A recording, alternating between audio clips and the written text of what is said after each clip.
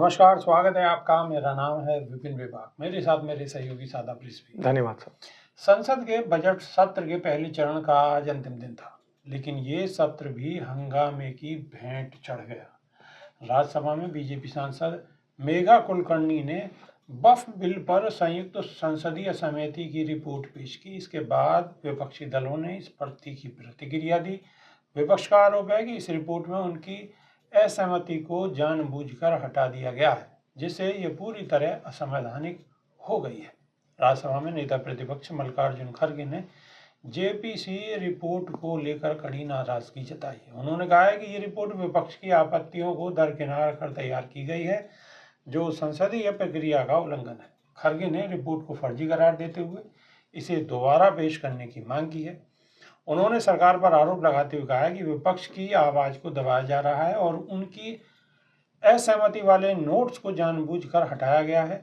JPC ने 30 जनवरी को 655 पन्नों की ड्राफ्ट रिपोर्ट लोकसभा अध्यक्ष ओम बिरला को सौंपी थी। रिपोर्ट पर 16 सदस्यों ने सहमति जताई, जबकि 11 सदस्यों ने इसका विरोध किया। विपक्षी सांसदों का कहना है कि रिपोर्ट में कई अहम आपत्तियों को शामिल नहीं किया गया है, जिससे इसका निष्पक्ष होना संदेह के घेरे में आ गया है। विपक्षी दल इसे संसदीय प्रक्रिया के खिलाफ बता रहे हैं और दोबारा संशोधित रिपोर्ट पेश करने की मांग कर रहे हैं। और इस मुद्दे को लेकर विपक्षी दलों ने लोकसभा में भी जमकर हंगामा किया है।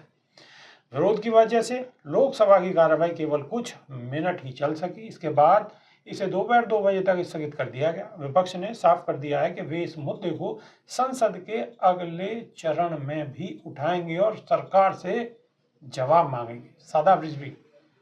देखिए, जेपीसी की रिपोर्ट जिस समय इसकी एक सदस्यता समिति बनाई गई थी और समिति के अध्यक्ष जगदम्बिका पाल साहब को ये दर्ज कराया गया था कि विपक्षी जो सदस्य हैं उनकी बातों को नहीं सुना जा रहा है और सारे सदस्यों ने विरोध जताया था कि अध्यक्ष जी ने अपनी मनमानी की है और जो उनके संशोधन थे उन संशोधनों को हटा दिया है।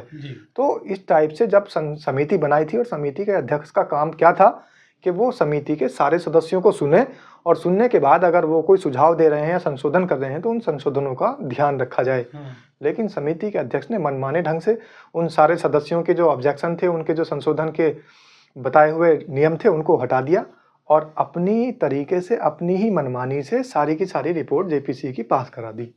तो कहीं ना कहीं ये तानाशाही को दर्शाता है और तानाशाही संसद में तो शायद नहीं होनी चाहिए। संसद में तानाशाही नहीं होनी चाहिए, लेकिन अगर विपक्ष की आवाज़ को दबाया जा रहा है तो इसे तानाशाही नहीं तो क्या कहेंगे? कमेंट के माध्यम से आप अपनी राय रख सकते हैं। हमें इंतज़ार रहेगा। अभी के लिए सिर्फ इतना ही। नमस्कार। धन्यवाद।